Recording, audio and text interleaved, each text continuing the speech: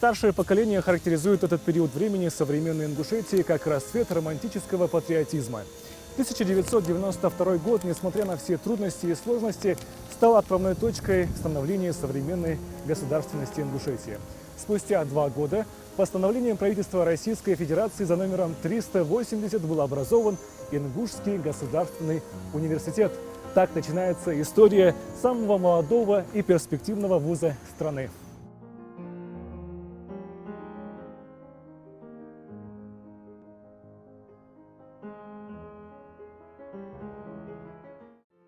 Ингушский государственный университет как символ становления республики, достижения новых высот и, конечно, надежды на светлое и, безусловно, успешное будущее.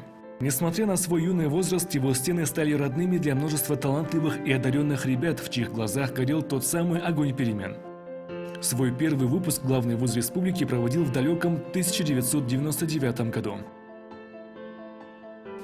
Ты знаешь, вот как бы мы от этого даже не отказывались, но вначале, вот когда открывали университет, кое у кого было такое скептическое отношение. Вот, мол, ничего из этого не получится, Ингушский государственный университет. Как ты думаешь, получилось? Ну, они, наверное, ошибаются. Ошибаться свойственно людям. Но жизнь покажет, умные люди найдут свое место в этой жизни. Будь это в различных сферах. Может быть, это будет и не сегодня, но завтра все-таки это произойдет. Завтра произошло. Сегодня Ингушский государственный университет является одним из самых успешных вузов страны. Опыт преподавательского состава, понимание со стороны руководства и осознание важности получать ценные знания отражаются и на результатах. В 2017 году в Ингушском госуниверситете открылся аккредитационно-симуляционный центр медицинского факультета, один из самых современных и оснащенных профильных объектов в стране. В симуляционно-аккредитационном центре Ингушского госуниверситета здесь у нас представлены ряд станций, соответственно, станций, которые у нас имеют возможность для проведения практических отработок, практических навыков, а также для проведения экзаменационного контроля, соответственно. Экзаменационный контроль у нас будет осуществляться посредством того, что мы здесь будем собирать студентов и отрабатывать практически детально каждый момент. Вот видите, ножницы, крючки, фиксатор. Например, клипсы, наложение, там, допустим.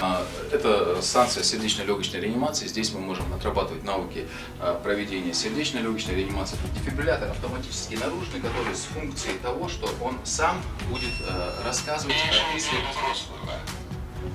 Наложите электроды на оголенное тело пострадавшего согласно рисунку на электродах. Элементарно, человек, который даже не знал, что делать, это такой вот хороший подсказчик. Это я с такой гордостью говорю. У нас сейчас есть такая возможность проводить любую манипуляцию, все в этом центре отрабатывать. И отрабатывать не на каких-то таких средних, а на самых лучших манекенах, которые могут быть. Такое оснащение позволяет студентам-медикам оттачивать практические навыки и развивать клиническое мышление без риска для пациентов. Именно манекен, на котором отрабатываются также различные патологии, которые даже если при прохождении обучения студент может за всю, допустим, 5, 6, 10 лет даже, сколько он будет учиться, к примеру, он может не встретить эту патологию в лечебном учреждении, не встретить такого больного. Здесь у нас есть эта возможность определить на манекене Харви. Манекен это что-то просто. Здесь отрабатываются различные приемы, то есть это аускультация, это пальпация, это прощупывание пульса, это аневризмы расслабившейся аорты, это различные пороки, связанные с сердечной деятельностью. Все это задается по параметрам. Центр расположен на цокольном и первом этажах правого крыла здания и рассчитан на все направления аккредитации студентов и ординаторов. Здесь различные манекены, то есть начиная от новорожденного, заканчивая взрослым человеком. И здесь практически эти все манипуляции у нас отрабатываются, то есть будь то это фельдшера станции скорой помощи, студенты, также студенты других медицинских колледжей, вузов, которые приходят, и мы практически отрабатываем. Это наши спасатели, с которыми также мы практически имеем возможность, даем доступ, то есть мы не закрылись и как бы для вот чисто определенно только для факультета, мы для республики открыли и даем такую возможность функционирования практической отработки, то есть Все это у нас в доступном виде, и мы проводим эти практические занятия. Недавно вот у нас здесь прошла конференция именно в симуляционно-аккредитационном нашем центре. Приезжали с Кулаковского центра коллеги и провели здесь очень хороший, плодотворный семинар. Сюда приехали с соседних регионов. То есть мы сейчас имеем такую хорошую площадку для реально практической отработки, манипуляции. То есть все это у нас есть, и, как вы видите, не просто в таком вот классическом, а в лучшем варианте и по качеству. И сколько лет я занимаюсь этим, я мечтал, и сейчас это все у нас сбылось, благодаря, опять-таки, слаженным действиям нашего руководящего состава. Благодаря их чуткости, гуманному отношению к людям и высокому профессионализму удается сохранить миллионы человеческих жизней. К будущим медикам здесь особое отношение и требования. Работаю я с весны 2002 года. Условия, конечно, были намного более жесткие, скажем, чем сейчас. Вообще за это время, вот год, когда я поступил, это был год первой аккредитации вуза и специальности. Год был первого выпуска нашего, замечательных ребят, которые сейчас работают во многих, в общем, отраслях здравоохранения и у нас в республике, и за пределами. Потом, значит, мы, конечно, проходили много разных этапов, и опять-таки повторная аккредитация, лицензирование вуза там и так далее. Все это время мы работали в тесном контакте с руководством вуза, в частности, с Арсеном Магомедовичем Мартазановым. И, конечно, хочу сказать, что большое счастье и удовольствие с ним работать, потому что человек слышит тебя, слышит нужды факультета. Мало того, он сам инициирует, чтобы ты был более активным, ездил на всякого рода мероприятия, которые проводятся по стране, и что-то новое оттуда привозил, и это новое потихонечку внедрять. Могу вам сказать, что когда я только стал деканом, это уже третий срок у меня деканства, в течение ближайших 3-4 месяцев мы тогда купили первое симуляционное оборудование. Тут надо сказать, что когда идет или стоит выбор между хорошим и очень хорошим, то ректор наш старается все-таки брать вот именно это очень хорошее, лучшее, с тем, чтобы чуть-чуть опережать время. И по сегодняшнему оснащению нашему, нам не стыдно за наш факультет, он на уровне лучших вузов медицинских у нас по стране, уж по СКФО тем более. Помимо других, здесь же при факультете работает волонтерская группа, которая особо отличилась при борьбе с COVID-19. Подобно солдатам, они находились на передовой коронавирусного фронта, а также помогали гражданам старшего поколения, покупая лекарства и продуктовые наборы, за что и были отмечены благодарственными письмами от главы государства. За бескорыстный вклад в проведение всероссийской акции взаимопомощи «Мы вместе» направлена на социальную поддержку граждан в период эпидемии коронавирусной инфекции COVID-19 в Российской Федерации. Подпись Владимир Владимирович Путин. Когда мы только-только начинали заниматься этим направлением, университет о нас пока не знал. Мы как-то начинали в количестве 6 человек.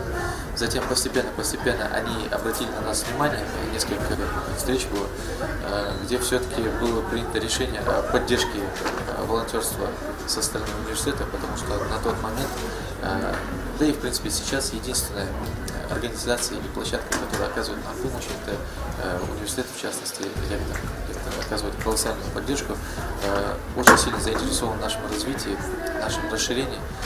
С открытием нового здания университета было выделено очень красивое ухоженное помещение со всей оргтехникой, со всем необходимым, чтобы наша работа, она велась без проблем. Безусловно, без его поддержки это все не получилось бы. Видя настоящее, невольно вспоминается относительно недавнее прошлое. Изменения колоссальные, в том числе в материально-техническом обеспечении. Я рад, что я первый выпускник Ингурского государственного университета. Это для меня большая честь. Я в университет поступал для того, чтобы получить знания. Получил ли я их или нет, это показал экзамен.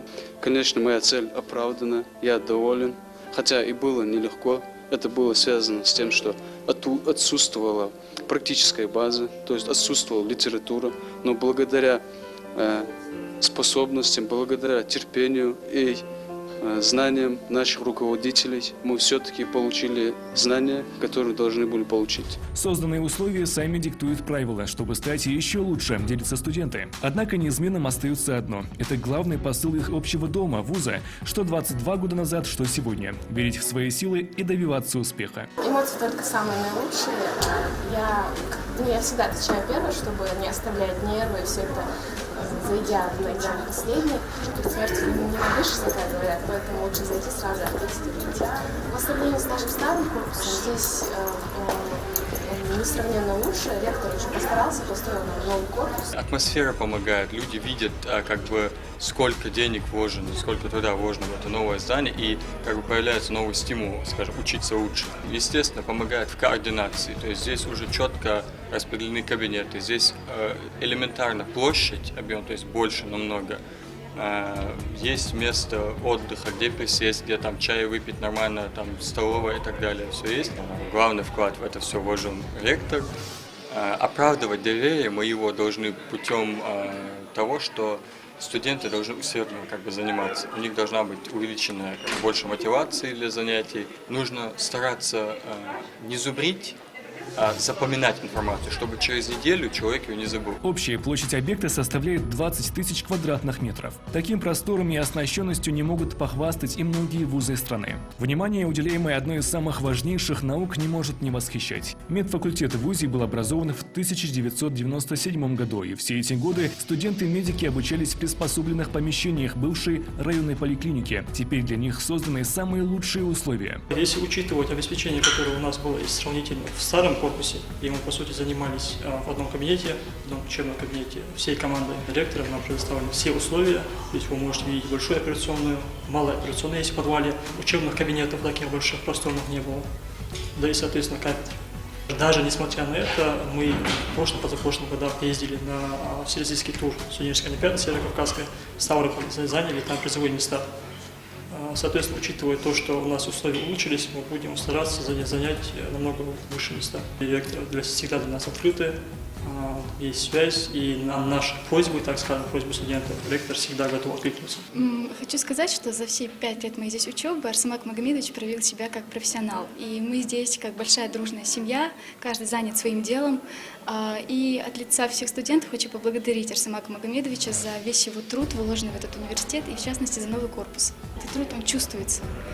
И в плане того, как с каждым годом меняется и качество образования, и доступность нам каких-то ресурсов информационных, технических. Поэтому наш университет обладает самыми инновационными технологиями. В нашем учебном заведении есть самый современный анатомический стол «Анатомаш», который позволяет детально разбирать анатомические органы. Он позволяет нам, студентам, рассматривать отдельные органы, приближать их, рассматривать эти органы в анатомическом свете, в любой поверхности. Также, несмотря на все технологии, самым важным для студента будет его преподаватель, поскольку именно преподаватель дает тебе знания, объясняет тебе все. Хотелось бы выразить отдельную благодарность за все предоставленное для студентов Арсамаку Магомедовичу. Огромное вам спасибо. Еще одним значительным достижением, причем не только для Ингушского госуниверситета республики, но и всей России, стала аккредитация. ВУЗ получил международное признание образовательных программ, пройдя процедуру официального подтверждения независимого агентства. Я работаю с 1999 года в этом ВУЗе. И, в принципе, если говорить чисто о нашем факультете, прошла все этапы становления этого факультета. И я могу на сегодняшний день сказать, что если сравнивать с предыдущими годами, мы сейчас находимся просто в шикарных условиях, потому что Арсамак Магомедович собрал такую команду, и эта команда под его управлением выполняет просто колоссальные шаги в процессе развития и становления вуза. Наш состав студенческий, он очень многообещающий. И когда мы, работая в тех условиях, которые вначале работали, мы выезжали на олимпиады, мы участвовали в различных всероссийских, международных олимпиадах, конференциях, занимали призовые места. Мы себя достойно представляли на всех платформах образовательных систем и научных мероприятиях. А сейчас, когда нам созданы такие условия и есть такой потенциал, я думаю, мы довольно-таки громко можем заявить о себе. Все это благодаря тому, что нам создают эти условия. Потому что эти условия создать очень тяжело в наше время. Но не покладая рук, неустанно в этом направлении работает руководитель нашей организации. Для выпускников этого профиля всегда важно оставаться на правильной стороне закона. Юрист – человек в любых ситуациях, сохраняющий самообладание, не теряющий остроту ума и ясность мысли. Именно таких специалистов готовят на юридическом факультете Ингушского госуниверситета. На сегодняшний день у нас в университете есть все необходимые условия, которые позволяют нам осуществлять учебный процесс качественно и эффективно. У нас отличный преподавательский состав, все дисциплины объясняются грамотно и доступно. Все кабинеты оснащены необходимым оборудованием. За время своей учебы у меня была возможность ознакомиться с позитивным развитием не только своего факультета, но и всего вуза. Это касается и шикарных римских аудиторий, где нам идут лекции, и в аудиториях, где мы получаем практические навыки. Еще хотелось бы отметить наличие у нас криминалистической лаборатории и замечательно оборудованного компьютерного класса. Это все, конечно, несомненные заслуги нашего ректора, профессора Муртазанова Арсамака Магомедовича. На мой взгляд, стремительный рост развития на моем родном вузе связан в первую очередь с его эффективным менеджментом. Мы, студенты, очень хорошо чувствуем поддержку со стороны, и наши преподаватели, они нам очень отзывчивы, очень доступны, очень компетентны к нам. Мне бы хотелось выразить огромную благодарность нашему ректору за высокий профессионализм, за поддержку в любое время. То есть мы знаем, что чуть что мы можем к нему обратиться, и он нас никогда не подведет и всегда пойдет нам навстречу. И желаю ему высоких достижений в профессии. И самое главное, пусть у него всегда остается такое же доброе, чистое и светлое сердце. Квалифицированный профессорско-преподавательский состав способствует формированию сильной теоретической и практической подготовки студентов, поскольку на факультете трудятся как представители юридической науки, так и практикующие юристы. Сегодня наш факультет, наш вуз, вы посмотрите, какая красота, что происходит. Когда заходишь в этот университет, уже мы преподаватели, тем более я в прошлом подполковник в отставке, и то поневоле уже начинаешь подтягиваться. Эстетическое воспитание имеет очень большое значение не только даже для наших студентов, но даже для нас, русских людей. И наши выпускники сегодня, я с ними встречаюсь, они у нас работают в Москве, они работают за пределами республики.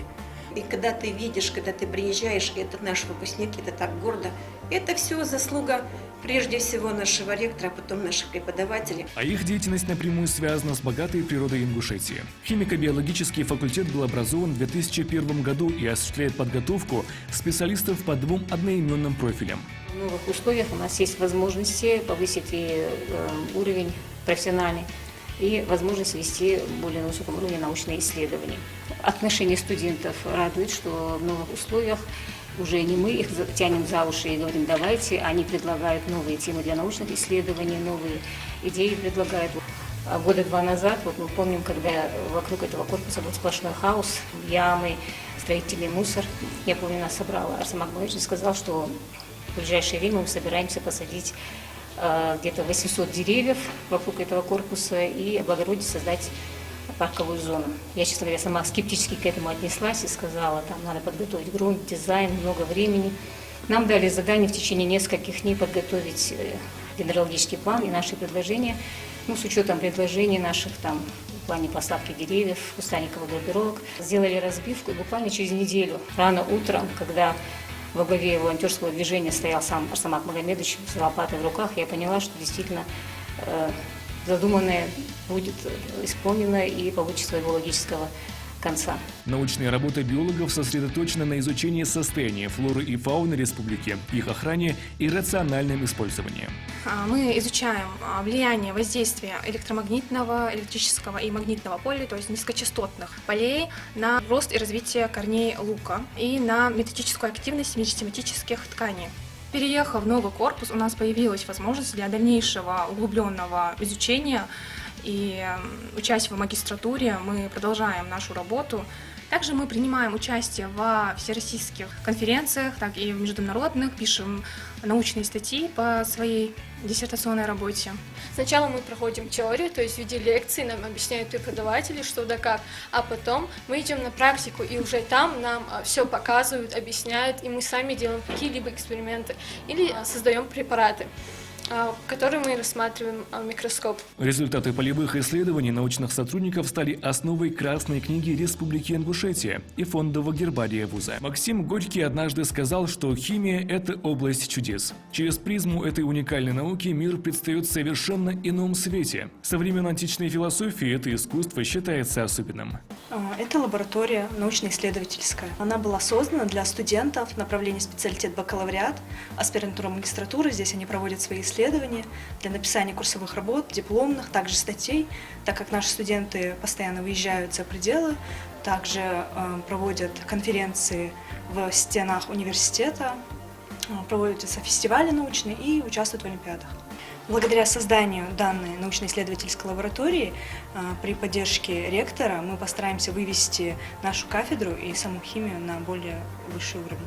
Видя такое разнообразие научных приборов, хочется научиться на них работать, на тех, на которых пока еще не знаешь, как работать. Получать данные, я там пишу научные статьи, мы публикуемся в научных журналах, участвуем в конкурсах, ездим на конференции, форумы. Хотелось бы особую благодарность выразить ректору нашего университета за его отзывчивость, за его вклад в научное обеспечение университета, за финансовую помощь в поездках различных на конкурсы, на форумы, конференции. Студенты факультета в своих лабораториях творят настоящие чудеса. Здесь у нас проходит моя преддипломная практика. Я здесь получаю фурфурол из агросырья. На данном этапе мы получаем фурфурол из кочерыжей кукурузы. Здесь мы получили из отрубей, а там из опилок. Фурфурол мы используем в медицине для получения фурацилина и других лекарственных препаратов. Полученный нами фурфурол мы проверяем на его химические и физические свойства.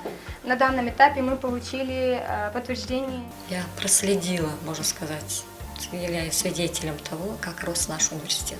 Мне хочется сказать, что сегодня наш Ингушский государственный университет входит в число наиболее динамично развивающихся российских университетов.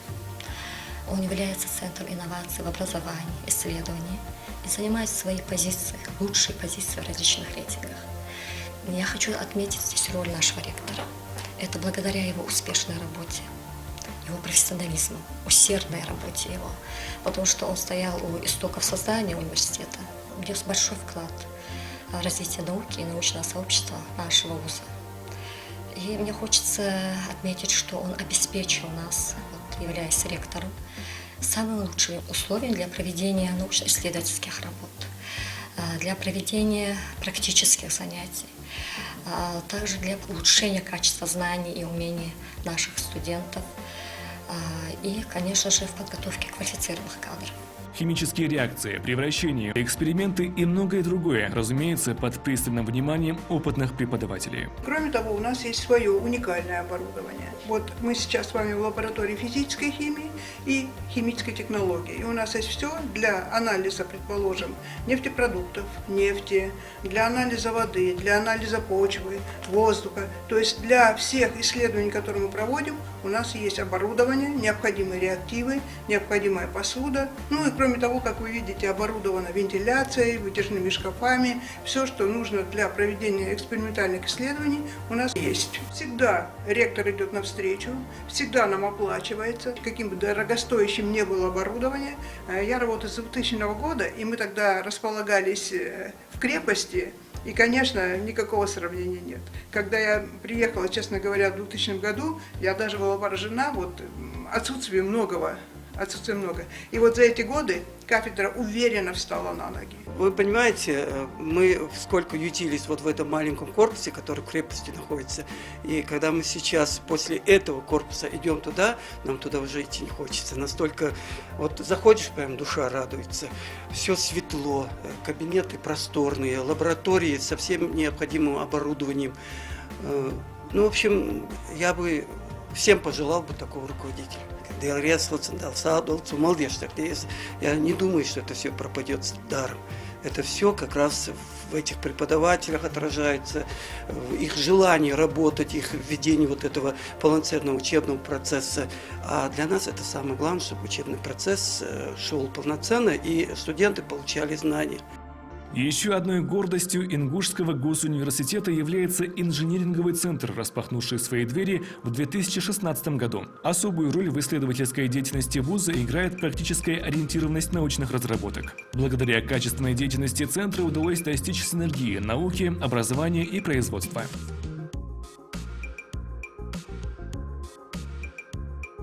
Сейчас установка Дуга-4М находится в режиме ожидания. Мы ее включим сейчас, и вы увидите процесс.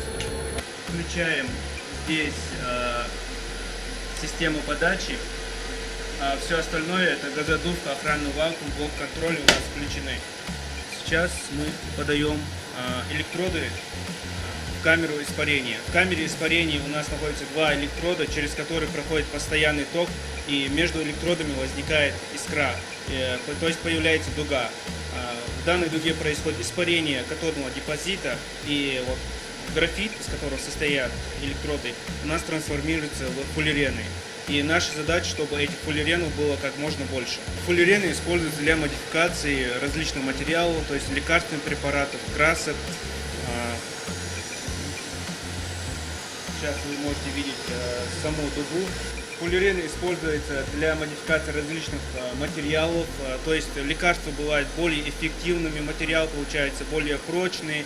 Из фуллеренов сейчас производятся нанотехнологии. Наноматериалы, наверное, все уже слышали про это. С 2017 года свою аспирантскую и магистерскую работу я провожу здесь, в инженерном центре, своим руководителем Очако Раисы Джабраиловной. Не нужно выезжать, так как наш центр оснащен новейшими современными техническими оборудованиями, такими как ИК-спектрометр, СТРГ, Дуга-4М, и все исследуемые эксперименты мы проводим здесь. Главная цель инженерного центра заключается в том, что мы производим сорбенты из отходов растительного сырья, такие как кукурузные початки, рисовая шелуха и сыру подсолнуха. Я работаю на аппарате секслет, то есть аппарат секслет состоит из колбы, сам секслет и холодильник. Внутри у нас находится растворитель, в секслете у нас находится патрон с сажей. Принцип работы аппарата секслета довольно простой, то есть раствор, когда закипает, поднимается выше в виде пара. Когда он доходит до холодильника, уже происходит такая некая реакция, он наполняется до определенного количества и после уже возвращается обратно в колбу. После чего полученные фуллерены мы отдаем дальше в следующую лабораторию нашим сотрудникам для дальнейших исследований. Передовые разработки университета находят свое решение в промышленном производстве региона. Одной из значимых инноваций центра являются и природные сорбенты, способные очищать воду от продуктов нефтяных загрязнений. То есть цель наша заключается в том, что мы производим из растительного сырья сорбенты для дальнейшего использования чистки воды от нефти и нефтепродуктов. Дальнейшая наша цель – это создать наши фильтры, чтобы мы использовали их в домах. Также полученные данные мы пишем разные статьи, публикуем в различных журналах. Также хотелось поблагодарить нашего ректора Арсамака Магомедовича за финансовую поддержку, он всячески нам оказывает ее. Также хотелось поблагодарить проректора по научной работе Султыгу Захдат Хасану. Это 2 человека, которые делают все возможное, чтобы мы и все студенты развивались и учились достойно. Ингушский госуниверситет не только созрел для достижения высочайших целей, но и воспитал не одно поколение умных, достойных и трудолюбивых ребят. В этом отношении студенческое самоуправление является той самой средой, в которой формируются и развиваются ключевые компетенции будущих специалистов. Это одна из форм студенческого самоуправления, занимающаяся молодежной политикой всего студенческого сообщества нашего университета. Мы максимально стараемся идти навстречу нашим студентам, так как именно студенческая жизнь, культурная жизнь является неотъемлемой частью нашего университета, в первую очередь учеба, а именно добавить краски в наш университет, это, конечно же, делают наши студенты. Мы стараемся воспитать в человеке именно возможность жить в социуме. Наличие диплома о высшем образовании не всегда дает гарантию успешного трудоустройства, поскольку одних знаний без практических навыков недостаточно. Однако, проявив себя, каждый может получить шанс продолжить свое пребывание в стенах, ставших уже родными. Конечно, университет дал мне многое. В первую очередь это возможность проявлять себя, помогать обществу и молодежи. Изначально я участвовал активно в общественной и культурной деятельности нашего университета. В последующем устроился сюда на работу и также помогаю студентам, стараюсь, точнее, помогать студентам также реализовать себя. Есть в университете и свой правком, как особая форма студенческой самоорганизации. Работа этой структуры сопряжена с защитой прав студентов и представлением их интересов. Мы занимаемся обеспечением стипендий студентов, занимаемся вопросом заселения в общежитии, занимаемся нашими студентами, сиротами, студентами, инвалидами, обеспечиваем различного рода материальную поддержку нашим студентам и помогаем во всех вопросах наших студентов, которые к нам обращаются. Руководство полностью нас поддерживает. Хотелось бы выразить благодарность нашему всеми любимому ректору Муртазану Арсамаку Магомедовичу, который всегда нам помогает в любое время, готов нам помочь. Здесь успешно опробируются студенческие инициативы в самых разных областях жизнедеятельности общества. Волонтерская группа НГГУ организует ряд социально значимых инициатив, в числе которых благотворительные акции, мероприятия для детей из дома-интерната и экологические субботники. Следует отметить, что добровольный труд волонтеров не остается незамеченным, и ребята активно поощряют руководство университета. Волонтерство у нас действует со дня основания университета, благодаря нашему ректору Муртазану Арсамаку Магомедовичу. А так официально с 2018 года у нас в стенах вуза функционирует клуб «Добро НГУ». Мы занимаемся организацией мероприятий в стенах вуза, а также мы проводим различные благотворительные акции, такие акции как «Лахетам», которые у нас действуют еще с 2008 года. Ежегодно посещаем коррекционную школу сельского поселения Троицкое и школу-интернат. Помогаем детям, закупаем им продукты. Мы открыли еще один клуб, где помогаем бездомным животным. Мы сдаем макулатуру, на вырученный состав мы покупаем корм бездомным животным. Мы этим занимаемся без каких-то корыстных целей. Своих друзей не выбираю, а полагаюсь лишь на сердце. Я в душу дверь не закрываю. Впущу, кто захотел согреться. Эти строки наиболее ярко характеризуют теплое отношение ректора вуза, опытного преподавательского состава и молодых специалистов, студентов в прошлом. А вспомнить есть что. Ректор нам всегда говорит, в первую очередь, это наши студенты и забота о них. При виде нашего ректора, то, что он всегда делал для нашего университета, для наших студентов, смотря на него, мы стараемся быть и относиться к нашим студентам, к нашим жителям нашей республики, так же, как он относится к нам. Бывало, что он заглядывает в кабинет, спрашивает, как дела, спрашивает, что нужна ли помощь.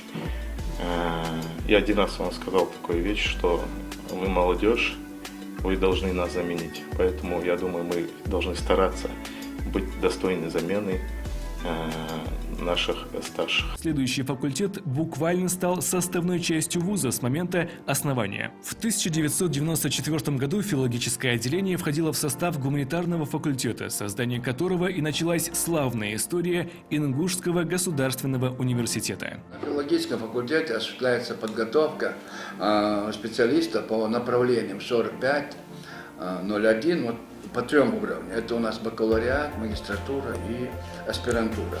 И по профилю у нас отечественная филология и зарубежная филология. И вы знаете, что мы по этим всем уровням достигли, конечно, значительных результатов. Можно сказать, что выпустили образовательного учреждения республики, России, и даже наши выпускники работают и за границей, выпустили более 3000 специалистов, из которых 80% в данное время мы имеем мониторинг, они все работают, задействованы. Где-то 50% из них работают в образовательных организациях, остальные у нас сосредоточились по другим. Вы знаете, филологи всем нужны, потому что каждый в республике находятся структуры, для которых нужны образованные люди, которые могут хорошо писать на русском языке. Мы за период существования филологического факультета 4 раза прошли аккредитацию. И 4 раза мы доказали, что наш уровень образования соответствует государственным образовательным стандартам. По всем 3 уровням. У нас существует и аспирантура. Не во всех даже вузах России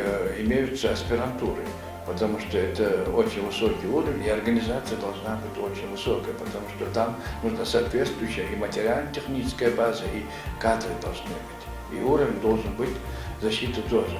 У нас на филфаке существует 3 клуба. Можно сказать, что это в первую очередь заслуга ректора нашего университета Муртазанова.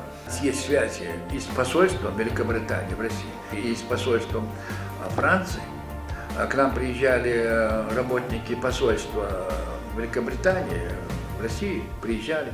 И вы знаете, там было их 5 человек.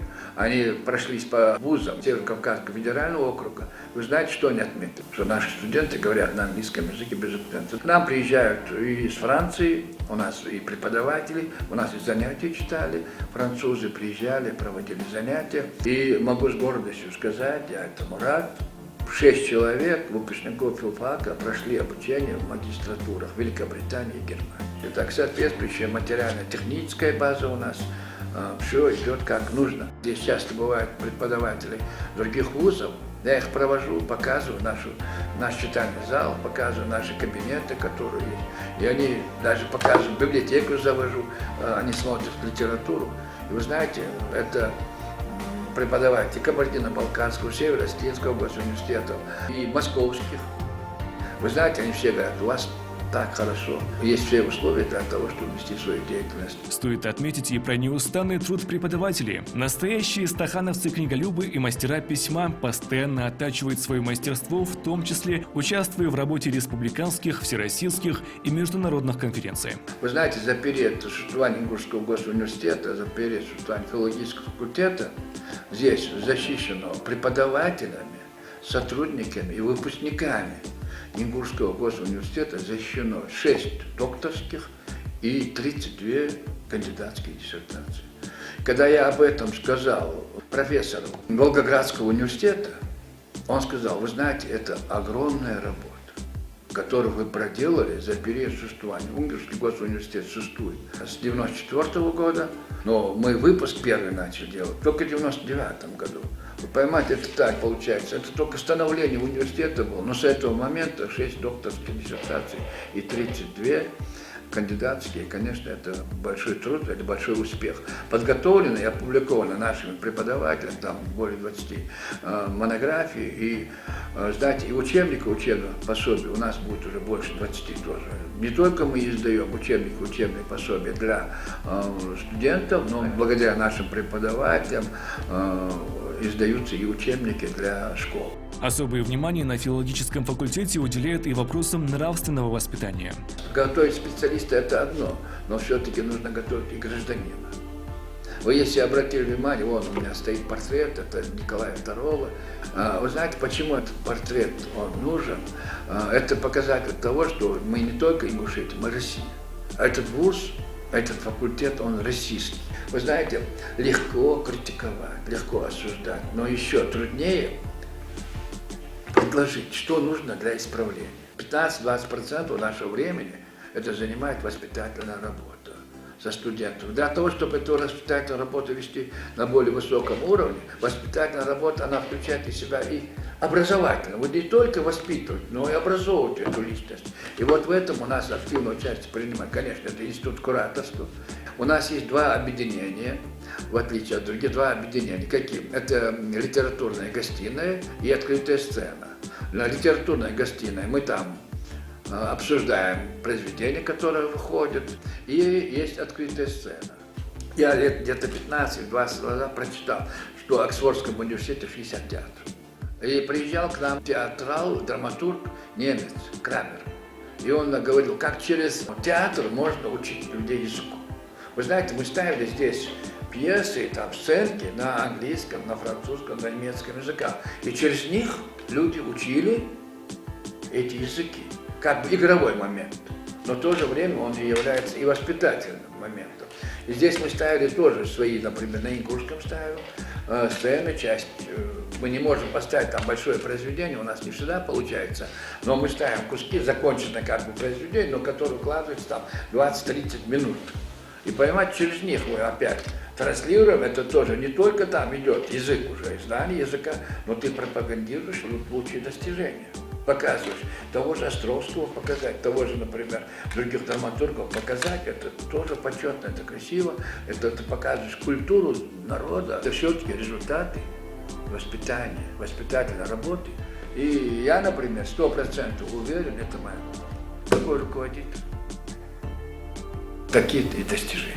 Поэзия и проза всегда занимали важное место в жизни народа. Самые яркие и печальные страницы истории республики искусно изображали в своих произведениях ингушские мастера слова. Литературное наследие Ингушетии является необъятным полем для научных исследований. Работа в профильной кафедре ведется соответствующе, что символично, ее первым руководителем был ныне действующий ректор вуза. Кафедра впервые была создана в 1995 году, и первым ее руководителем или заведующим был кандидат филологических наук, доцент, ныне доктор филологических наук, профессор, ректор Ингушского госуниверситета Мартазанов Арсамак Магомедович.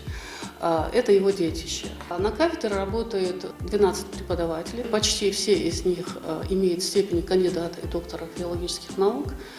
Незащищенными остались только 2 человека. Это уже они на подходе к этому процессу. Кафедра проводит очень большую работу, пишет монографии, научно-исследовательские работы, учебные пособия. И основным направлением нашей кафедры является актуальная проблема развития литературы. В рамках данной темы проводятся все научные исследования наших преподавателей, аспирантов, магистрантов, студентов. Результат научной деятельности наших преподавателей отражается в обновлении теоретических курсов, семинарских занятий, темы рефератов, дипломных, магистерских работ.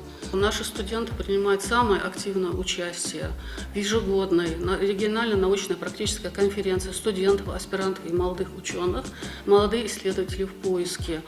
И я вам скажу, по крайней мере, у нас бывает определенное количество хороших статей, и они занимают призовые места. Очень много публикаций не только у магистрантов и аспирантов, но у нас очень много публикаций у студентов 2, 3, 4 курса. Отдельно я хотела бы сказать большое спасибо первому руководителю или заведующему нашей кафедры, нынешнему ректору Ингушского госуниверситета Мартазанову Арсамаку Магомедовичу за столь прекрасное оснащение помещения, за возможность работать в красивых аудиториях. Я часто сталкиваюсь с мнением моих коллег и студентов о том, что если бы не он, у нас всего этого не было бы. Я ему благодарна лично за то, что сделано очень много не только для вуза, для студентов, но лично для меня, как своего коллеги. История кафедры русского языка начинается со времен образования Ингушского государственного университета. Работа, стартовавшая несколько десятилетий назад, кипит и по сей день.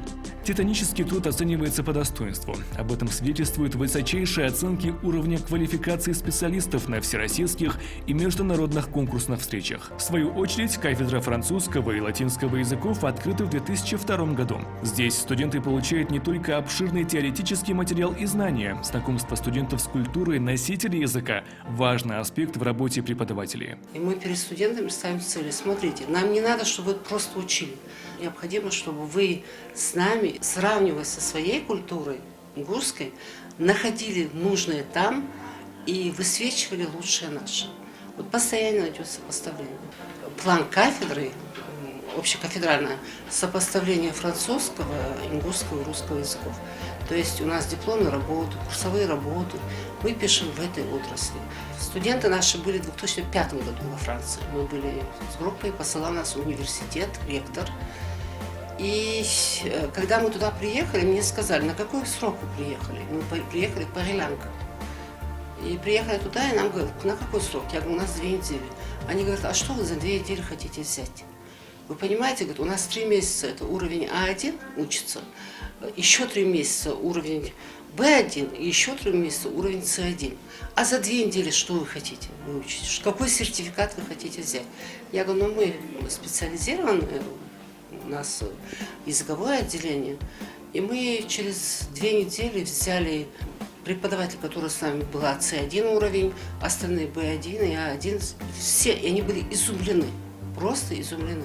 Но, честно говоря, вот ни один раз не стал вопрос о том, когда ездили эти студенты, нам спокойно университет оплачивает. Предъявить документы, приглашение, и нам оплачивают. Знаете, вот мы работаем с 2002 года, и ни один день вот я не пожалела, что я работаю на этой кафедре, потому что, во-первых, люблю студентов, во-вторых, отношение руководства к нам.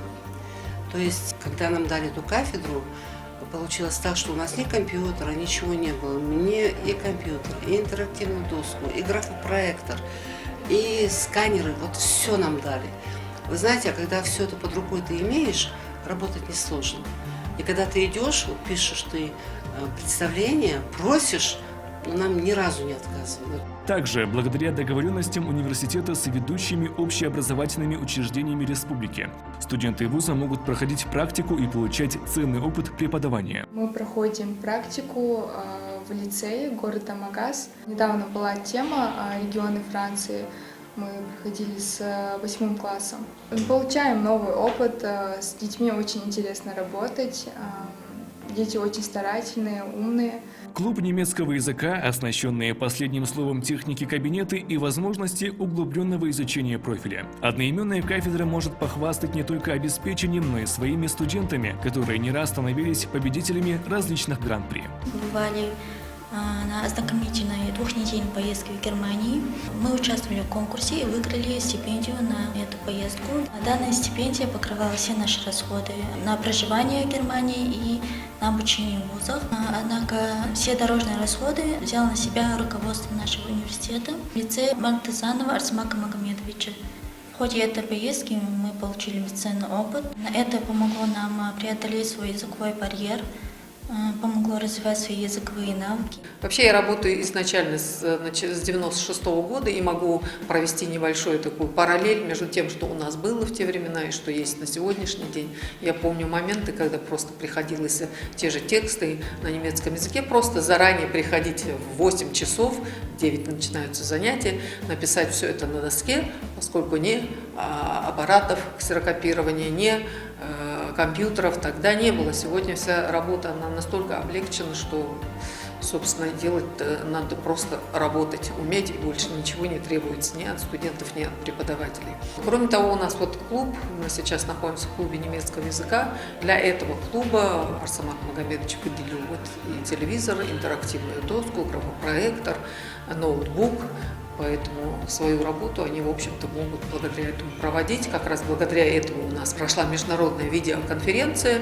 Мы использовали как раз то, что нам предоставили именно техническое оборудование. А вот следующий клуб можно было бы назвать чайным из-за многовековых традиций Туманного Альбиона. У нас есть клуб английского языка, мы проводим собрания каждую неделю, обсуждаем какие-то определенные темы на английском, смотрим фильмы. Оснащение как бы позволяет в университете. Преподаватели нам подсказывают, помогают.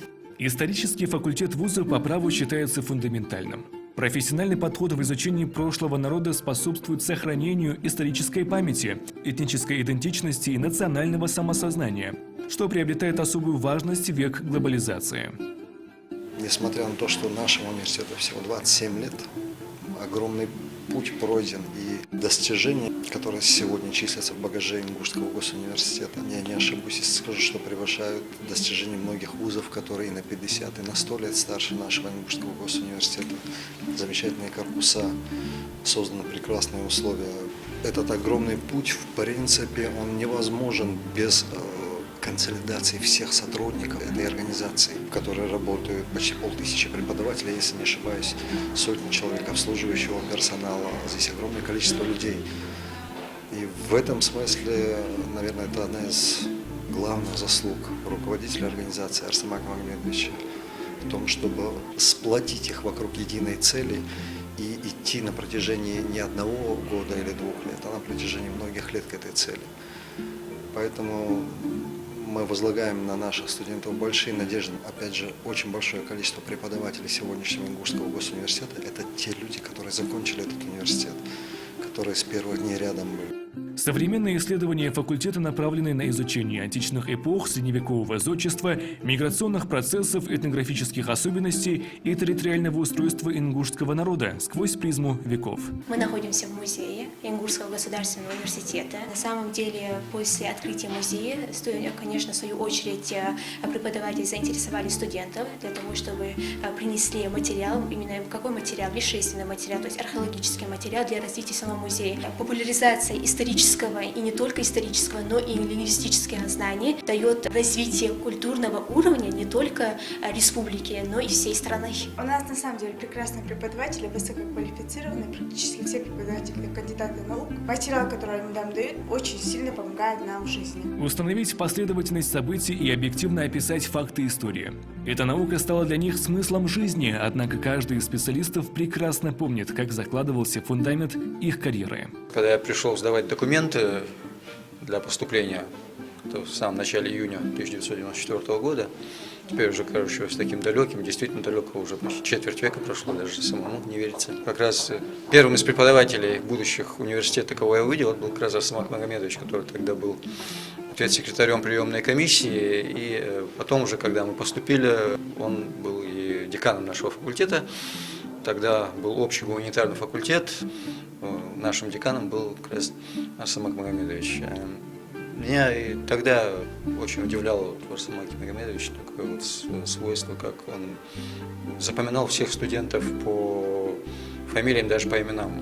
Он всех знал в лицо, был в курсе, кто как учится, у кого какие проблемы дома, кто какого социального положения, кому надо помочь. Действительно, все время вот чувствовалось вот это вот сопереживание и, в таком хорошем смысле забота, опека.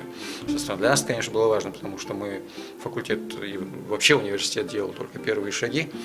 Мы совершенно, так сказать, были не знакомы ни с университетской жизнью, ни со студенческой жизнью. И нам очень важно было, чтобы кто-то вот так вот доброжелательно, заинтересованно и заботливо вел нас вот в университетскую жизнь, чтобы мы на этот путь стали достаточно твердо и, можно сказать, стали на совет, который лично мне запомнился, это никогда не обещать того, что ты не сможешь выполнить.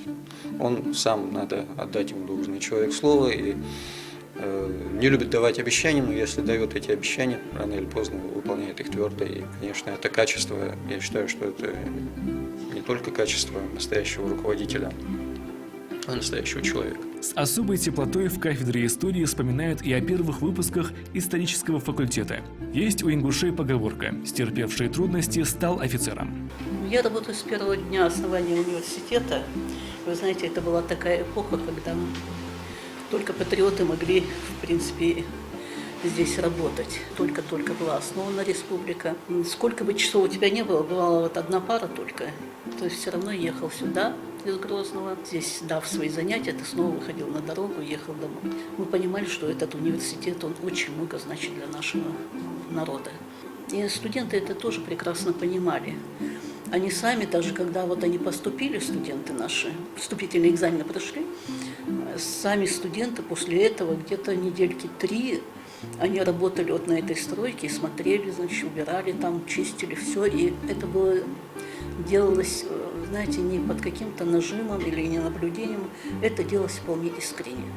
Они наводили порядок. Очень ответственны были эти первый курс, и мы их, на самом деле, мы их очень любили, вот этот первый набор. Все, что можно, мы делали. Вот по истории у них там, допустим, по отдельным дисциплинам, в библиотеке у нас бывал один учебник. Преподаватель ведет занятия, а потом, значит, библиотекари сами рассказывали, что, говорит, они приходят, занятие заканчивается, они приходят, просят эту книгу. И вот кто-то забирает, и никогда не бывало, чтобы или они возьмут и читают сами дополнительно, вот записывают. И никогда не было ни одного случая, чтобы к 9 часам, к открытию университета, к началу занятий, чтобы эта книга не лежала уже на полке. Это было такое легкое, такое красивое время. Тяжелое одновременно, понимаете, материально. И в то же время это время было очень такое светлое время. Все лучшие качества у людей в это время проявлялись. И никто не мог подумать, что, понимаете, вот когда-нибудь, вы знаете, в самом, как говорится, прекрасном сне я не могла подумать, что когда-нибудь у нас будут такие корпуса, понимаете? От исторического к настоящему, а точнее к особо актуальному. Будущие экономисты Ингушского госуниверситета осваивают широкий перечень профильных дисциплин, позволяющих покорять вершины финансовой грамотности. За последние полгода мы участвовали в очень разнообразных мероприятиях, в том числе конференции, финансовые зачеты или квизы. В одном из них, это было мероприятие от Министерства финансов, «Бюджет для граждан», я заняла одно из первых мест. В номинации «Бюджетный квест» я разработала свою игру, которая бы помогала обычным гражданам разобраться в устройстве бюджета, разобраться в устройстве налогов, чтобы в дальнейшем использовать эти знания и быть просвещенными, поскольку финансовая грамотность набирает обороты в последнее время, и Центральный банк им занялся очень плотно. И как волонтер финансовой грамотности я решила, что я должна разработать одну из таких платформ, которая помогала бы нашим гражданам разобраться в азах финансовой грамотности. Такое большое количество мероприятий и наша подготовленность к ним не могла не зависеть от нашего руководства, от наших преподавателей прекрасных, поскольку они нам сообщают о всех этих возможностях, они нас готовят и всячески помогают к тому, чтобы достичь первых мест. Экономические теории, история экономических учений, микро- и макроэкономический анализ, экономика общественного сектора, бухгалтерский учет, государственное регулирование экономики – это и многое другое составляет фундаментальную основу учебных программ экономистов. В современной экономической системе знания они становятся основными факторами производства, а инновации и образование – это ее основные элементы.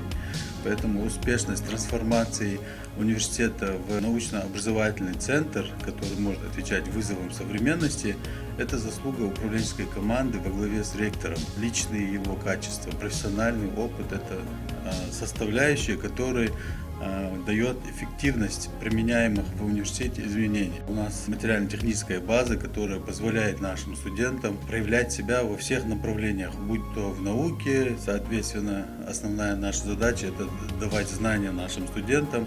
Если обрисовывать портрет современного ректора, то нашему ректору присущи все компетенции, подходящие под эти критерии. Поэтому это дает свои результаты, и мы стараемся тоже подтягиваться под те критерии, которые задает наш лидер Арсамак Магомедович. Здесь также значительная часть студентов пробует свои силы на ежегодных научно-теоретических конференциях, проводимых в рамках недели науки в НГГУ. Это еще один способ дать ребятам всесторонне развиваться. Несмотря на то, что я учусь только на втором курсе, я уже могу сказать, что у меня есть прочная база теоретических знаний. Помимо того, что нам университет дал эти знания, нам эти знания дали закрепить.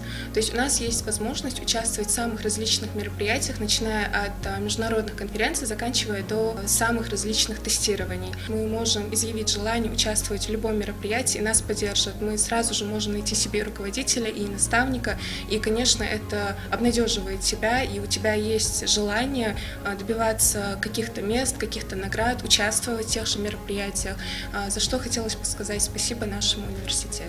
Ну а некоторые будущие экономисты имеют публикации даже в материалах международных конференций. Я возглавляю кафедру с 2005 года, со дня ее основания. В принципе, это выборная должность, но я благодарна коллективу, который меня рассматривал, переизбирал. И сейчас я чувствую такой импульс серьезный от руководства в части развития именно нашей кафедры. Оно у нас есть. Мы в этом году вышли на международный уровень нашей ежегодной конференции «Финансы, теория, практика». Это уже 16-й выпуск, сборник вышел. Ингушский госуниверситет ежегодно курирует нашу деятельность, в данном случае конференции. И благодаря руководству мы имеем возможность выйти в базу данных Российского индекса цитирования. Не стоит забывать и о потрясающих условиях, созданных для профессорско-преподавательского состава. Речь идет не только о строительстве новых прекрасно оснащенных корпусов, создании новых посадочных мест для студентов, но и дополнительной инфраструктуры для обеспечения высокого уровня образовательных услуг. Бесспорно проделана огромная работа, и могу сказать, что именно с избранием в 2001 году ректором Арсамак Муртазаном, можно сказать, началась именно полоса модернизации, наращивания материальной и технической базы вуза и создания условий для подготовки и выпуска действительно хороших специалистов. Здесь надо отдать должное, что непосредственно вот за этот период времени сделано очень многое.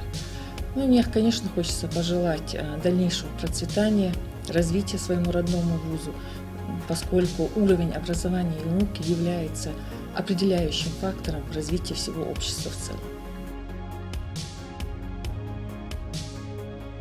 Михаил Калинин однажды назвал этих людей инженерами человеческих душ. Трудно не согласиться, поскольку огромную роль в формировании и воспитании здоровой личности играют именно учителя. Руководство вуза всячески способствует повышению эффективности работы профессорско-преподавательского состава. Мы принимаем участие в различных конференциях, курсах повышения квалификации. Если преподаватель изъявляет желание, выписывает командировку, и мы обычно или выезжаем приезжаем или здесь на месте повышаем свою квалификацию. Ну и для того, чтобы вот была заинтересованность, у нас есть критерии оценивания работы преподавателей, рейтинговая система такая. И я думаю, вот эта система способствует материальному и моральному поощрению, стимулированию работы преподавателей.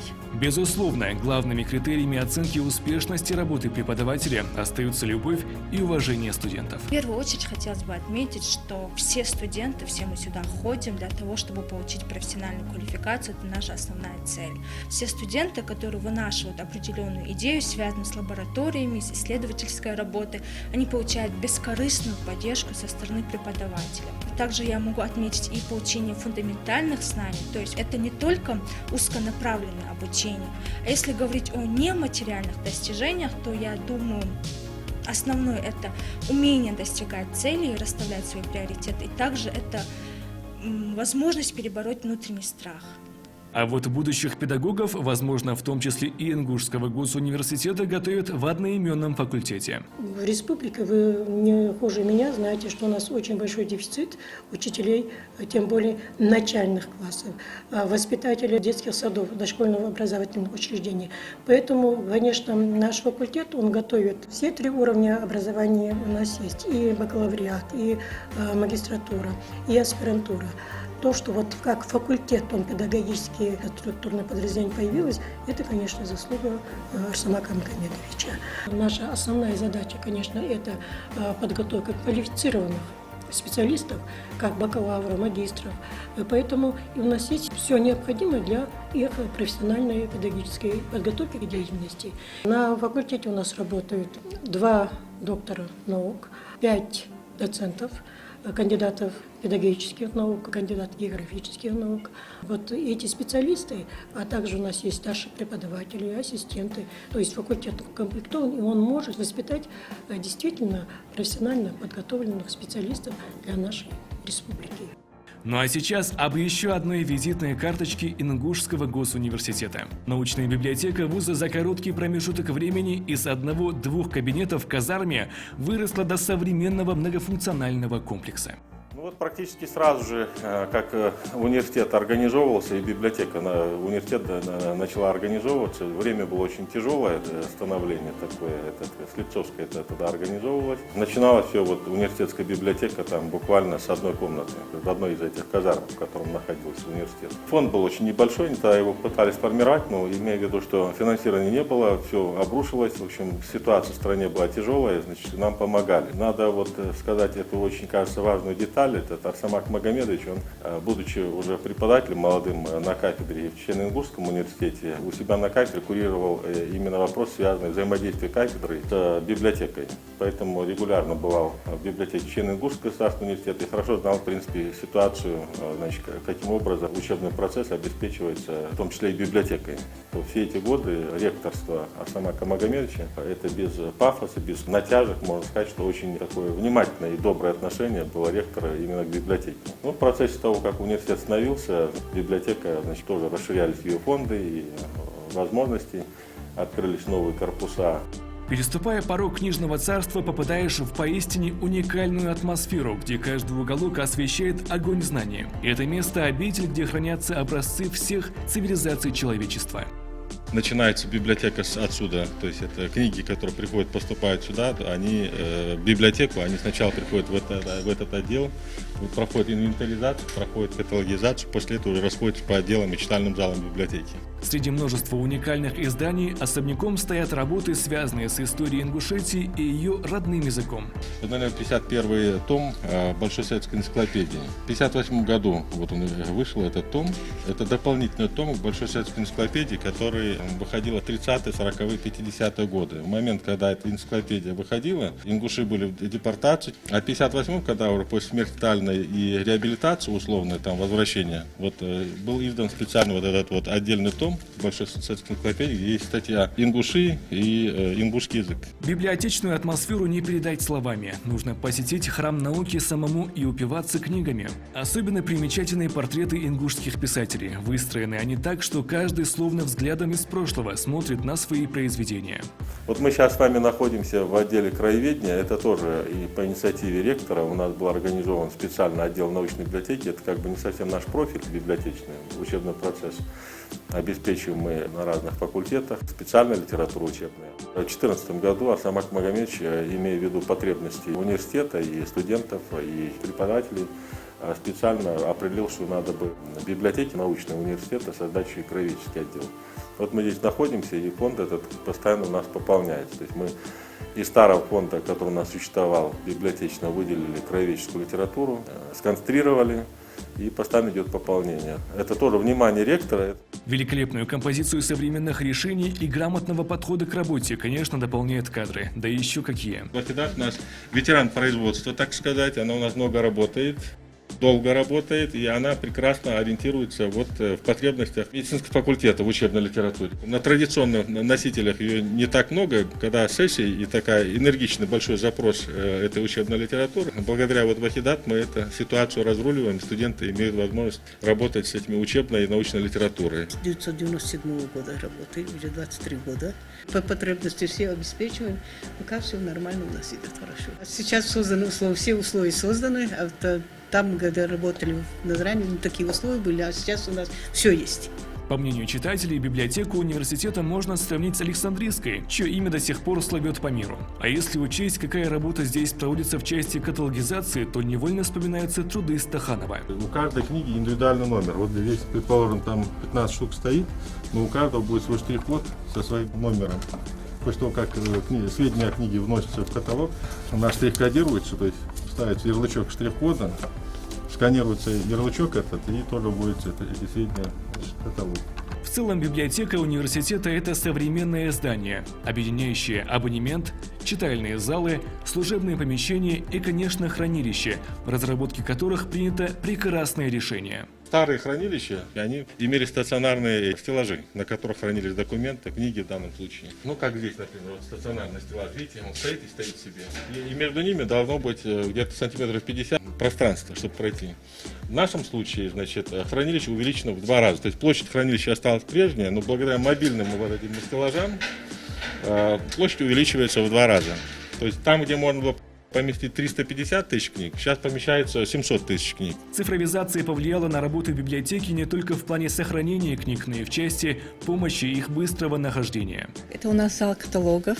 Здесь у нас находятся каталоги. Есть у нас традиционные каталоги, есть электронные каталоги. К нам студенты приходят, мы находим. Сейчас мы, правда, по традиционному каталогу не ищем книги, так как у нас есть электронные. А в отделе периодики просто разбегаются глаза. Такими уникальными документами может похвастать не каждая архивная служба, не говоря уже о библиотеках. Светло лежит, да? Угадайте, какого она года? Судя по внешним признакам, очень старая. Да. Это какой год? 1957 года газета. Да? Стоит отметить, что в научной библиотеке найдется место не только любителям живого чтения. Посетителям доступны и редчайшие электронные книги. ВУЗ подписан на ведущие научные и учебные интернет-ресурсы. Это президентская библиотека имени Ельцина, библиотека IPR Books, библиотека издательства Юрайт. Открытых доступов их много в интернете, их в принципе можно и без нашей помощи найти, но есть такие, которые только по контракту университету эксклюзивно открываются. Также библиотека является участницей федерального проекта Национальной электронной библиотеки, в рамках которой открывается доступ где-то к 5 миллионам изданий. Это редчайшие книги, которые невозможно где-то еще найти. И обязательно сюда приходить, у них есть специальное программное обеспечение для смартфонов. Они могут зарегистрироваться с нашим логином, паролем, зайти и, в принципе, в любой точке мира с этим доступом они могут посмотреть. Это очень важно бывает для студентов, потому что во время сессий, во время каких-то мероприятий им нужен бывает быстрый доступ к этим данным. Невозможно носить вот такие стопки книг с собой, поэтому вот эти тысячные экземпляры, они у них есть все в смартфоне. Возвращаясь к живым книгам, стоит отметить, что научная библиотека сама пополняет фонды бесценными трудами. За годы кропотливой работы здесь удалось собрать колоссальное количество книг. Мы находимся в кабинете редкой книги научной библиотеки Ингушского госуниверситета. Значит, это кабинет тоже создавался по инициативе нашего ректора. Здесь собирается дарственная литература и литература, которую университет закупает, как редкий библиографический. Бывает необходимо приобретать, если нам ее предлагают. Вот это тоже редкое издание, оно тоже вышло 300, кажется, экземпляров в 1933 году, да? 1933 год. Да, это очень редкое издание. Он был автор репрессирован, Мартиросян. Вот мы пытаемся в библиотеке найти на него сведения какие-то. Это первое такое вот издание. Вот написано Ингуши, видите, не Ингушетия, Ингуши. В 30-е годы, значит, шел такой вот процесс поиска вот этого правильного названия, потому что Ингушетия это такой грузинский вариант названий, да, а вот в русской транскрипции должно было быть вот так вот. Ингуши, но такой вот новый вариант не утвердился. А в стенах выставочного зала проходят студенческие встречи, форумы и презентации новейших трудов ингушских ученых. Ведомства республиканские наши обращаются к нам, чтобы провести свои семинары, какие-то конференции, круглые столы здесь. Техника все позволяет это делать, она вся в работоспособном состоянии. Неважно, в Челябинске это или в Иркутске проходит, если там собрались люди, мы их видим, и они нас видят здесь, отсюда же идет как бы репортаж. Вот эти два конференц-зала, имея в виду какие-то потребности университета, конечно же, в первую очередь, но и востребованность это в республике, потому что таких общественных пространств, где могут проходить мероприятия, мало было, и, наверное, и по сей день не так много. В 2014 году практически сразу, это значит, вот в нашей библиотеке два этих конференц-зала появилось. Это тоже, конечно, инициатива ректора была. В период становления первым с библиотекой вуза щедро поделился своими изданиями Московский государственный университет. Эта дружба продолжилась и спустя несколько десятков лет. В книге почетных гостей университета и нашей научной библиотеки оставлена вот такая факсимиле ректора Московского государственного университета Виктора Садовничева. Вот такой теплый текст, огромное впечатление от посещения. Университет делает огромные шаги в своем развитии. Поздравляю весь коллектив и с новым корпусом и успех. Ну вот такой дружеский привет от Московского университета. Ректор Садовничев подписал это. Стоит добавить, что эта библиотека стала местом хранения и для научных работ преподавателей Ингушского университета. Москва 20-й год. Докторскую защитил наш преподаватель. Самое последнее, да, поступление? Это она нам вот принесла, уже сдала уже свою диссертацию буквально вот 29 декабря это было. В свою очередь, если говорить в целом о научной составляющей вуза, проделана масштабная работа, о чем свидетельствует достижение университета в этой сфере и, конечно, показатели индекса успешности. На всех кафедрах ведется научно-исследовательская работа, как по фундаментальным, так и прикладным исследованиям. По 75 темам, ну и по направлениям это и ингушский язык, русский язык, лингвистика, история, естественные, это что касается, значит, химии, биологии, медицины и так далее, по всем направлениям. Очень большой акцент делается именно от подготовки научно-педагогических кадров в университете. Открыты еще 2 научно-образовательных центра. Эти центры открыты по приказу ректора на основании решения ученого совета. Это физико-химические исследования и здоровье-сберегающие технологии. Мы заключили договор с научно-исследовательским институтом древних рукописей имени Маштоца, заключили договор с российскими и зарубежными вузами, в том числе и с Московским государственным университетом. У нас договоров-то прежде и так было много, но в последние годы мы заключили как раз с индустриальным университетом, Пражским университетом Чехия, на предмет содействия между университетами и развитию образовательного и научно-технического сотрудничества с Казахским национальным медицинским. Вот все эти договора мы заключили после того, как мы прошли международную аккредитацию. Это не только успех университета, это успех и большой для республики, своего рода прорыв, потому что пройти международную аккредитацию по образовательным программам – это медицина, химия, биология. Дело в том, что выпускники наши будут получать наравне с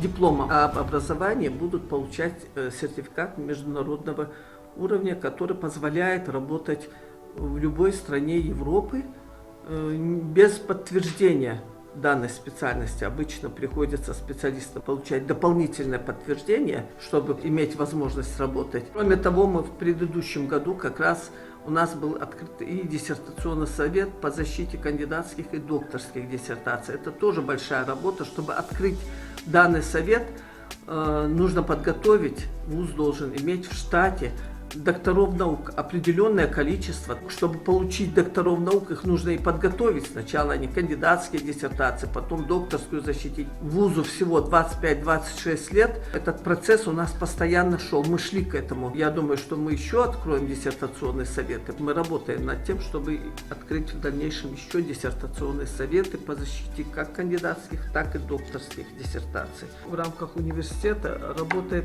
региональное отделение Союза молодых ученых, где студенты, магистранты, аспиранты участие принимают в работе всевозможных форумов различного уровня, как российского, так и международного уровня. И, естественно, получают призовые места. Как раз вот это движение очень активно поддерживается ректором университета, что очень отрадно, чтобы из этих молодых наших исследователей вышли хорошие ученые. Мы надеемся на это, что они действительно будут достойными учеными. Ну и, естественно, каждый год мы проводим фестиваль «Наука 0+». Тоже очень активно принимает участие молодежь, что нам очень отрадно. Даже школьники высокой популярностью пользуются этот фестиваль и готовят его тоже наши студенты, преподаватели, профессорско-преподавательский состав очень серьезно готовят. Мне бы еще хотелось отметить, что за последние годы у нас хорошо выросло число публикаций, как в международных базах данных, так и российских базах данных. Это и в Scopus, это и в Web of Science. Вот эти показатели, характеризующие научную деятельность университета, у нас за последние годы значительно возросли.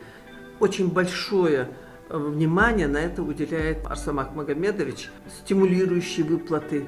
Вот эта вот поддержка со стороны университета получает наш преподаватель, что очень важно. И поэтому, начиная вот с 2016 года и вот 2020 годом заканчивая, значительно во много раз увеличилось количество публикаций. Например, Web of Science у нас был в 2016 году 10 показатель, а уже в 2020 году 99. Scopus тоже, это очень такой показатель, очень хороший. Тоже, если у нас, вот, допустим, в 2016 году был показатель единица, представляете, это была катастрофа. Сейчас у нас показатель 98. А спортивные достижения вуза уже как добрая традиция, которая ежегодно подкрепляется не только победами, но и расширяющейся инфраструктурой. Тренажерный зал со всем необходимым укомплектованием.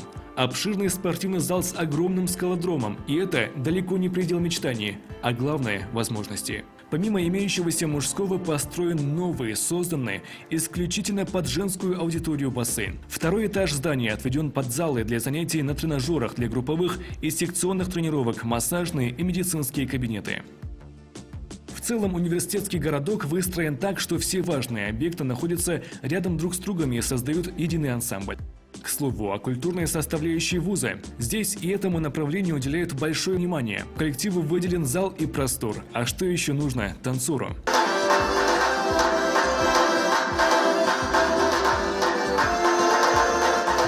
Данный ансамбль создан уже около 10 лет в этом университете. Данный состав сформировался около 2 лет. Изначально, конечно, были не такие условия хорошие, мы занимались как могли. Но потом ректор постарался и создал нам все условия для того, чтобы мы могли полноценно заниматься в хорошем зале. Нам дают возможность выезжать. Ансамбль участвовал в студвесне 2018 года. Был пропущен на гала-концерт, участвовали, показали себя. Если в самом танце главная душа, а не ноги, то для качественной подготовки солистов и отработки сложных номеров важную роль играет именно покрытие зала. На уровне государственного ансамбля Ингушетии созданы здесь условия. Когда этот зал делали, меня, как руководителя, пригласили, чтобы я проверил, где зеркало, что. Я пару слов сказал, вот зеркала мне здесь, станок здесь, все. На следующий день все было выполнено. Творческие коллективы и отдельные дарования завоевали победы в ряде престижных региональных, всероссийских и международных конкурсах, демонстрируя высокое мастерство и красоту ингушской культуры.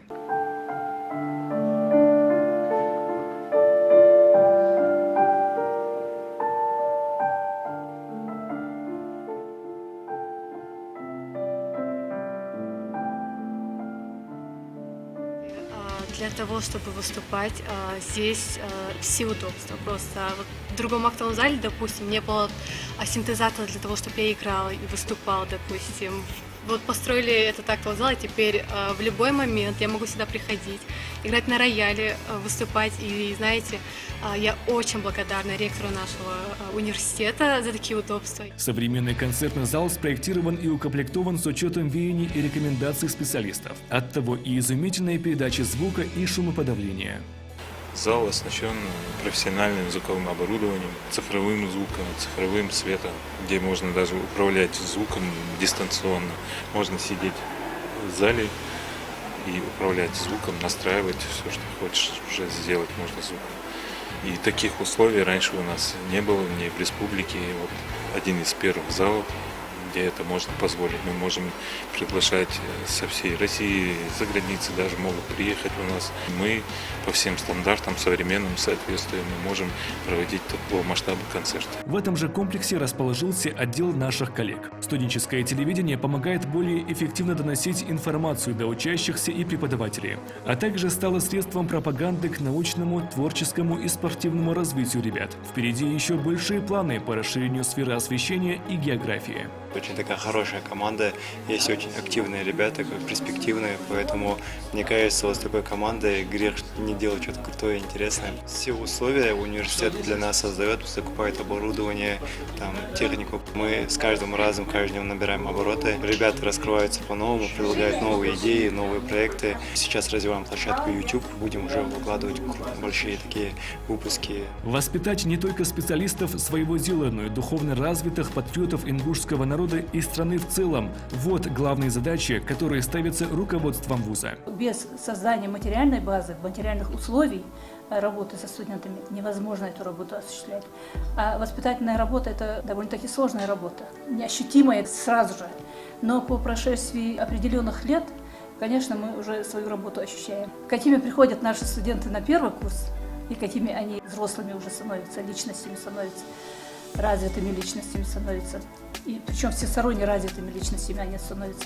Они уже готовы к жизни. Они понимают, что значит ответственность, что значит серьезный подход к тем обязанностям, которые на них возложила жизнь. Конечно, разница большая, чувствуется эта разница. Если говорить о сегодняшнем дне, без национальной культуры развития ни республики, ни нации, ни народа не будет.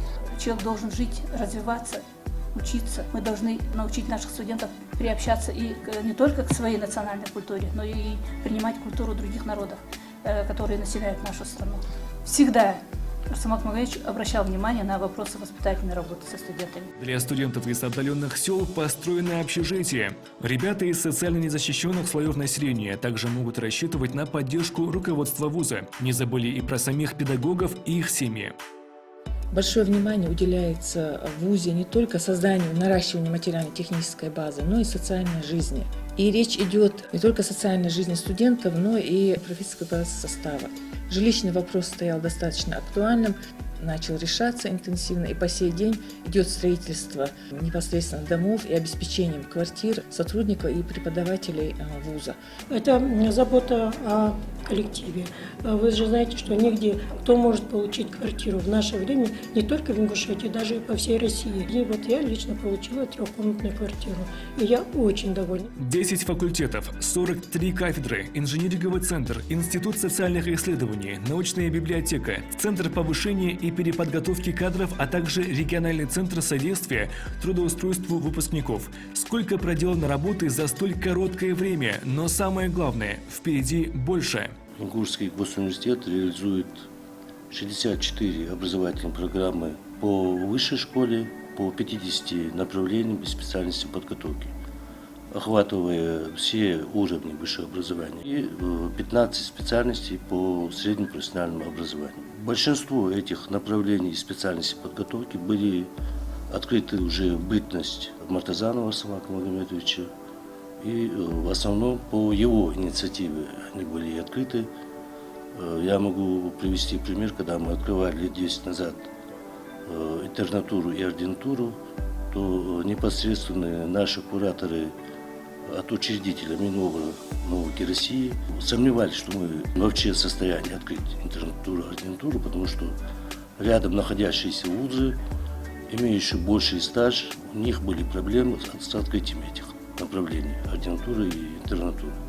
Но тем не менее, по настоянию ректора мы открыли. Такой же был проект и по международной аккредитации. Я, правда, немножко скептически относился к этому. Думаю, что мы не очень-то готовы для прохождения. Но, тем не менее, Самар Конгович настоял, и мы удачно прошли. То есть это все говорит о том, что работа шла не только под его руководством, а зачастую он был инициатором этих работ, этих проектов. То есть он двигал эти проекты в первую очередь. От него исходила инициатива. В чем же секрет успеха руководителя одного из самых эффективных вузов страны и какие вершины готовится покорять его команда во главе с лидером? Это открытие востребованных в республике новых направлений подготовки высшего образования, так и среднего профессионального образования. Внимание развитию науки, научных исследований в университете, которые будут содействовать развитию экономики Республики Ингушетия. Вопросы трудоустройства, закрепления кадров, выпускников. Мы с ними поддерживаем контакты, работаем. Активно с ними работает и региональный центр содействия трудоустройства. При нашем университете мы их приглашаем, они проводят встречи со студентами. И многие успешные студенты являются как бы образцом для наших студентов нынешних. Специалисты — это одно, но любой человек должен иметь определенный стержень духовно-нравственного плана. И в этом плане мы проводим большую работу. Это не только работа, которая проводится по линии проректора по воспитательной и социальной работе. Мы уделяем много внимания вопросам духовно-нравственного воспитания, патриотического воспитания. И в этой работе не только главное достижение общечеловеческой цивилизации, но и работа ведется и строится на основе национальных традиций, которые позволяют, вот, как вы сказали, воспитывать и выпускать не только специалистов, но и патриотов великой нашей страны. Ингушский государственный университет является единственным высшим образовательным учреждением в Республике Ингушетия. И поэтому в университете представлены как классические университетские специальности, так и специальности другого направления. Это инженерно-технического плана, агроинженерного плана, медицина, педагогика и другие. Исходя из потребностей региона и обращения руководства республики, Ингушский госуниверситет открыл ряд новых направлений подготовки инженерно-технического плана. Это нефтегазовое дело, электроэнергетика, электротехника и другие специальности. Мне кажется, эти специалисты, которые выйдут из стен университета, позволят восполнить тот дефицит кадров по инженерно-техническим направлениям, которые есть в республике. Помимо этого, Ингушский госуниверситет открыл направление среднего профессионального образования, колледж открыт в университете. И из 14 реализуемых направлений среднего профессионального образования 10 из так называемых топ-50 рекомендованных Минобрнауки Российской Федерации, среди них и химическая технология, программирование и другие направления. На сегодняшний день в Ингушском госуниверситете обучается порядка 15 студентов-иностранцев. И мы ведем работу, направленную на то, чтобы наш университет был привлекательным для студентов-иностранцев. Мы заключили договора о подготовке специалистов для Индии. Также к нам обратились из Казахстана с просьбой подготовку вести ингушей, граждан Казахстана по направлениям ингушский язык, литература, история, экономика и другим направлениям. В целом университет создал хорошие условия для студентов-иностранцев. Это инфраструктура, корпус оснащенный, лаборатории. И помимо этого еще и в общежитии выделено порядка 60 мест для студентов-иностранцев, которые будут обучаться в нашем университете. Задача любого руководителя, чтобы атмосфера в коллективе была доброжелательной и содействовала исполнению тех задач, которые стоят перед коллективом. А сложно? Сложностей много.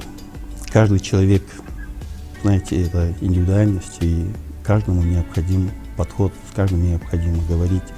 И мне кажется, у нас хороший профессиональный коллектив, и то отношение, которое у нас сложилось, способствует и позволяет нам готовить хорошие кадры, которые работают практически во всех сферах жизнедеятельности Республики Ингушетия.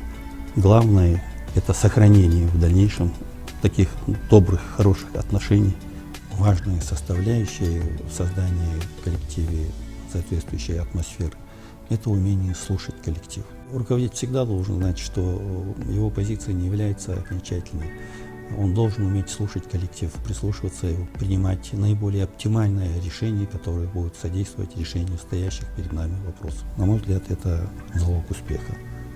Послужной список ректора Ингушского государственного университета поистине обширен. За долгие годы добросовестной работы Арсамак Магомедович был удостоен выдающихся наград, в том числе регионального и федерального значения. Однако главным достижением, безусловно, является уважение и признание людей, с которыми движешься к одной общей цели. Арсамак Магомедович – это человек, поверьте мне, это мое мнение, который не сегодня, не завтра. Вот как мы сейчас вспоминаем там тех наших корифеев культуры, которые были там 50 лет, там 100 лет назад. Точно так же через какое-то время будут с благодарностью, я уверен, наши потомки вспоминать его. Это мое абсолютное такое мнение, потому что то, что он делает, это такой хороший человеческий подвиг. Очень большое значение имеет руководитель, когда ты можешь сказать с гордостью: да, я работаю у этого человека. И я с гордостью говорю, что я работаю у Арсамака Магомедовича. Столько лет работаю в этом вузе.